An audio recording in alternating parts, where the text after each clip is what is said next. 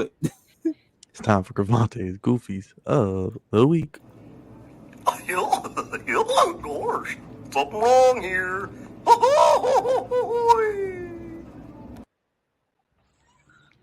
Well, now that's goofy. Jam. Oh, jam. Stupid. Just stupid. It's so much going on. In sports and out of sports, and Byron, you were talking about it a little bit earlier. It's so much to get to, and I'll get to as much as I can. But welcome, good people, to Goofies of the Week, sponsored by the Flex Zone. Appreciate you guys for giving me a little bit of time. So let me tell the good people what I thought was goofy. This particular week. Y'all know I between me and my brothers, I get a opportunity to have this segment, and you guys give me tips on things, that wild things going on if I don't know about it myself, and give me an opportunity to talk about it, even if I don't know much about it. And it's various levels of goofiness. We got high, we got low, but for the most part, it's probably always high. And speaking of stories that I don't know too much about, but it's interesting nonetheless. And I have a couple of them, so I'm gonna run through them a little bit, and I might need some assistance with the background of this particular story. I'm not a big fan of wrestling. Everybody else pretty much is, and I'm the lone wolf in that sense. But I do know this wrestler, a very very famous wrestler, maybe one of the higher fame wrestlers, and Hulk Hogan.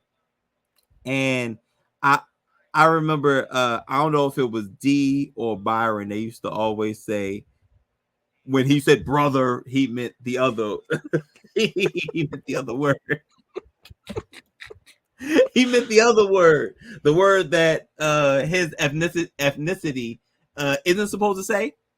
So so anytime he says brother, that's what I hear because of you guys. And it's funny because that has a lot of racial undertone with it. And lo and behold, Dre, you guys send me something on the social medias, and I read a wild headline: Hulk Hogan accused of firing beer ambassador after realizing she's black. Absolutely absurd. That is a great clickbait article. Oh wow. This is a great clickbait article because what are we talking about? So, let's go ahead and let's dive into this. I believe, let's see, what's the young lady name? Is her name Essence? Is this Janae? Miss Essence claims she was fired from the gig after Hogan met her in person for the first time. Hulk Hogan is accused of firing a brand ambassador for his Real American beer after meeting her and realizing she was a black woman. According to this is the new hot source on the street, TikTok post shared by influencer Essence. She was hired as a brand ambassador for Hogan's new beer brand on a 1-week contract. This included appearances at parties and various promotional events after 1 day. However, Essence claims she was fired after meeting with the former wrestler in person for the first time, implying she was hired through a booking agency. Now this is crazy. She felt like she was done wrong, so she took it to the streets, or TikTok in this case. So Essence goes on to say, Hulk Hogan, thanks for making it clear that you don't work with black brand ambassadors. Essence captioned her first TikTok, where she shares images from the first in-store event alongside Hogan. She doubled down with her comment within the clip that reads, POV, Hulk Hogan paid you to be a brand ambassador and canceled your contract the next day because he realized you were a black brand ambassador. Woo! That's a lot, guys. Again, who is a little aggressive on TikTok. I've learned from you guys how Hulk Hogan gets down a little bit. Like I said, I don't know if it was Dio Byron. It probably was a mixture with brother, you know what I'm saying, sounding like the other word and all the lavish racial undertones. That was more D than anybody else. Right. So because you guys have shed a little light on that for me, I am not surprised. I am not surprised at all that Hulk Hogan would be, you know, in this case considered a racist, because I feel like he's had that undertone pretty much his whole career. He seems like he's bigger than he carries himself as if he's bigger than life, and he's a big guy. I do know that he's about what 6'6", 6'7". He's a big guy. And oh boy, I'm not surprised this brother did this, and she should take whatever legal action she can, because that's BS. I don't know. We don't know the complete story, but I don't know how much you can find out about a person in a day from hiring to firing that's worth firing after hiring within a day or two. You know what I'm saying? So whatever legal action she can legally take, she absolutely should, because that's crazy. And then you're taking pictures with her, making it worse. Like you was cool with it, and now she's out of a job. Who knows what this could have done for this young lady, for this young woman. And now she's on the wrong end of things. And who knows, maybe she could flip it and now Hulk Hogan will be on the wrong end of things. Just like how goofies work. But yeah, that's I saw that and I said, you got to be kidding me. But then again, not surprised.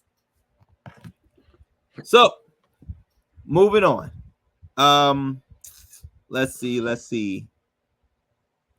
Here is an article. Now we're gonna get a little sad real quick. I rather not end Goofies on this note, but a couple, and I'm bringing this up because I talked about similar issues that's come up with professional athletes and driving cars.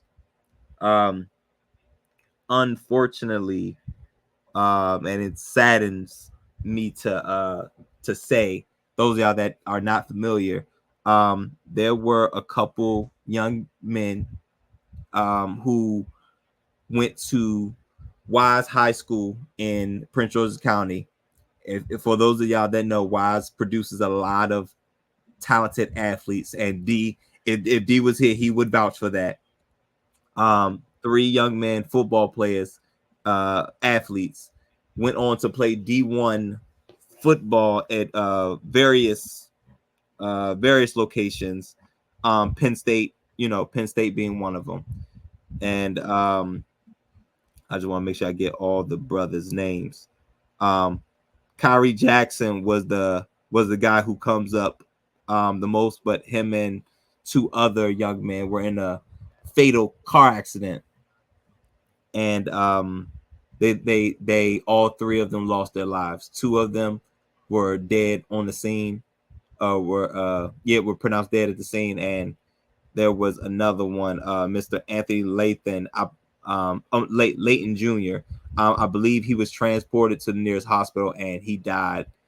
I think he died before he got there.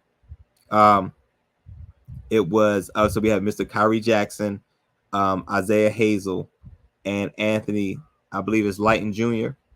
24, 23, and 24, their respective ages. And the brother Kyrie Jackson just got drafted by the Minnesota Vikings in the 4th round. So he was preparing to start his NFL career, which is, I'm sure he's worked for his entire life. And his life was tragically taken by somebody who was quite careless and negligent. I saw on social media that I don't know if the name of the young lady, of the lady that was driving the vehicle that was drunk and crazy enough survived the accident. Her picture was going around on social media, and which I'm completely okay with, because none of this is okay. 3 families have been affected forever because of a very selfish, careless, and negligent act. Going at a rate of high speeds, of a high speed, unsafe lane changing, hit the young man's car, and they veered off and hit I think quite a few tree stumps, and all 3 of them unfortunately lost their lives. And this is just not like, more so, because every now and then, I don't do it too often, but you got to get serious from time to time, even though this is Goofies of the Week and it's typically a laughter and a break from the reality from time to time. But sometimes you can't. I couldn't let this go, because and this isn't the first incident we've had where an athlete was on either side of the situation, and I've talked about it before.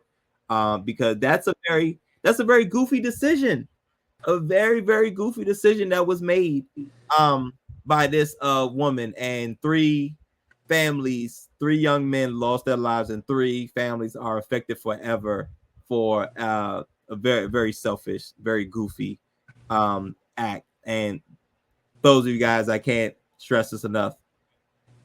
There's all types of ride share, Lyft, Uber, and call a friend. There's so many other things you can do besides getting behind the wheel of a car and risking your life and others. And it's never the right thing to do, especially when instances come out like this. Very sad, and my condolences go out to the family of these brothers, because they seem to be right and narrow. You know, the brothers went to a good high school in Prince George's County. They went to great college football programs, and to have their lives cut at such a young age off of something very, very, very goofy is very sad. Very, very sad to report, sad to hear, sad to listen, and all that. And I feel as though the woman that drove that car needs to be dealt with to the highest extent of the law. So yeah, I hate to see it, and brothers from around the way, it literally and figuratively hits close to home. So that's my sad goofy of the week. So now we'll go to a more of an upbeat. Did y'all see Kendrick Lamar's music video? My heavens. First of all, let me tell you how smart and forward thinking and thoughtful and intelligent Kendrick Lamar is. He had a pop-out concert, and he had a music video drop on 2 major holidays. One for a black holiday and one for a white holiday, just to make sure he covers all the bases of Drake. It is wild. It is crazy. And it was amazing. It was amazing. It was amazing. I mean, from the imagery, from the guests that he's had. We saw DeMar DeRozan out there. He was in the video and he was in a pop-out concert. We saw Russell Westbrook in a pop-out in a pop-out concert looking like he never played basketball. He looked like he danced more than he ball. You know what I'm saying? LeBron James was in the crowd, Savannah telling him stay right there because you're LeBron James and you got a brand. We're not doing this. And he just wanted to go on stage with his brands, man. Nah, man. LeBron he ride with Drake, so you can't. It's no. Can't do that. But to this video, absolutely amazing.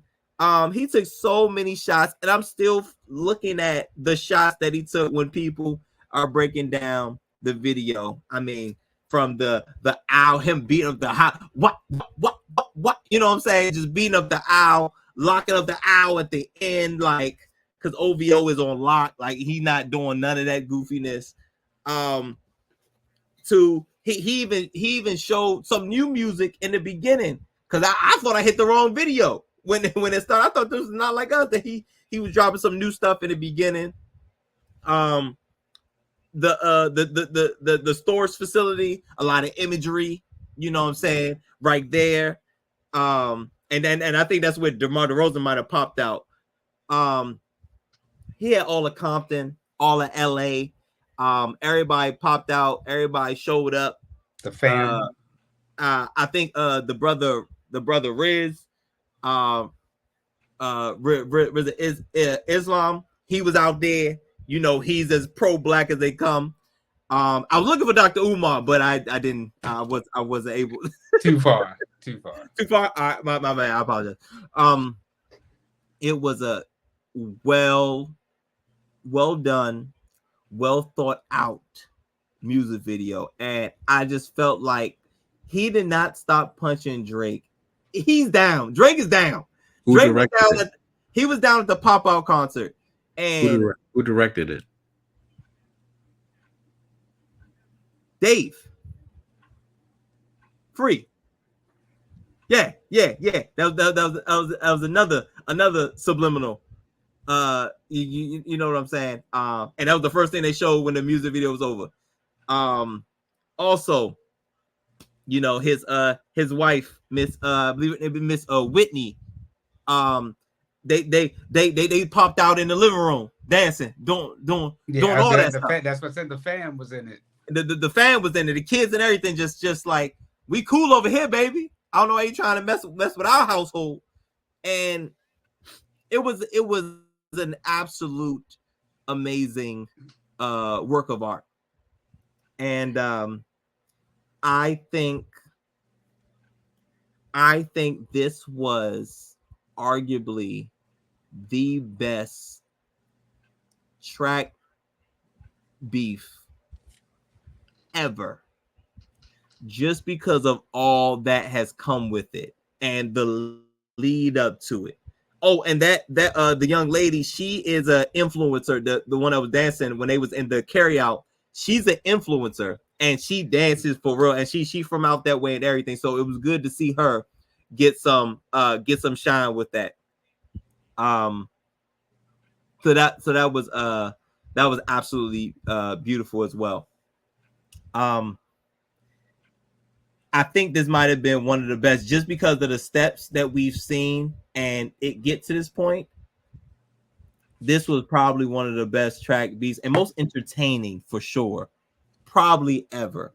Now, you know what I'm saying, we go back to the Tupac, Ice Cube, and all that, and all that. But the way Pac started is he created. Lamar has done so many things that he doesn't normally do to thrash Drake. I seen him wear some wild. He wore many outfits during his music video. One, he was in class at the stores facility. And when he was doing the hopscotch, talking about A minor, that was crazy. It was a dance that went with this. He don't make pop. The cakewalk or something. He don't make music to dance and entertain. And for him not to do that on the usual, he did it in times 1,000 fashion and really put Drake, I guess I'll say, where he needed to be, where he absolutely needed to be. And I guess locked up in the cage like that owl was at the end of the video was what it was. And it was modern, and I didn't feel like I don't feel like nobody's gonna lose their life over this. Now, obviously in the 90s, different era. Ice Cube was talking that stuff. From Nas, Jay-Z, they was talking that stuff. And of course, Tupac and Biggie, he was talking that stuff too. And I felt like Kendrick brought that energy and Drake wasn't really about it. So he brought a little bit of old school with it and accomplished the goal without it having to be street. It's fun. He made this fun. I didn't know beef could be fun. You know what I'm saying? Before this. So easily one of the best diss tracks ever. And Drake, I feel like this was over a long time ago. But man, so somebody, where's the referee? Like, call this off. Are we this has to be damn 12 rounds. It's like a UFC fight when they just keep letting them pummel them. There's got to be over, but I do think it's I think we're done. I hope we're done because Drake is, we haven't heard from Drake in a while, and Kendrick, I think that the final blow was the music video that had all of the stabs to Drake and the subliminals and all that. Well done, well thought out, and great, amazing video. And also, we don't really see good music videos anymore. that was also a thing that was done a lot back in the days, and he kind of brought that back. So I appreciate Kendrick for the masterpiece and bringing a little bit of rap beef back. And my last point, J. Cole did the absolute right thing. J. Cole was right. J. Cole did the absolute right thing and bowing out gracefully and getting the hell up out of there, because I think J. Cole foresaw this and was like, I don't want that for me. You shouldn't want it for you, but I definitely don't want it for me. So I'm gonna go ahead and get up out of here. And you have fun with that. And now we're here. J. Cole still has his head on his shoulders, and Drake does not. So I'm very interested to see what new music comes from J. Cole, Kendrick, and Drake whenever it does come out. Drake. So yeah, those are my goofies of the week. Had to get a little sad. We had a little racism in there. Possible sex, possible sexist. Both. It's both. Maybe a little massage. You know what I'm saying? You know, Hogan. You listen. You know, it's racism, misogynist, and what's the other one? It's three of them. What did Gruden do? Because Gruden did all three of them. You said Mason. You said misogynistic, racism, and it's another one. I forgot, but he hit 2 out of 3 for sure. The unfortunate event that happened in Prince George's County with the 3 young brothers, and of course Drake. We finally, the final blow.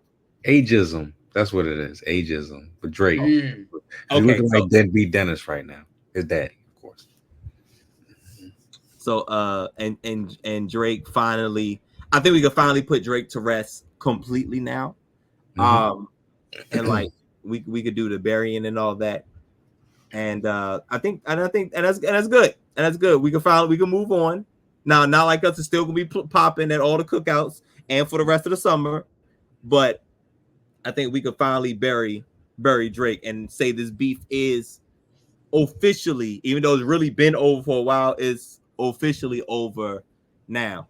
And doing it on Juneteenth and Independence Day is crazy. It's crazy, wild, and very strategic of Kendrick and his camp. So y'all know my line. There's a thin line between goofy and great, and all these people, brothers and brother, on the wrong end of it. Got to do better. Gosh, something wrong here.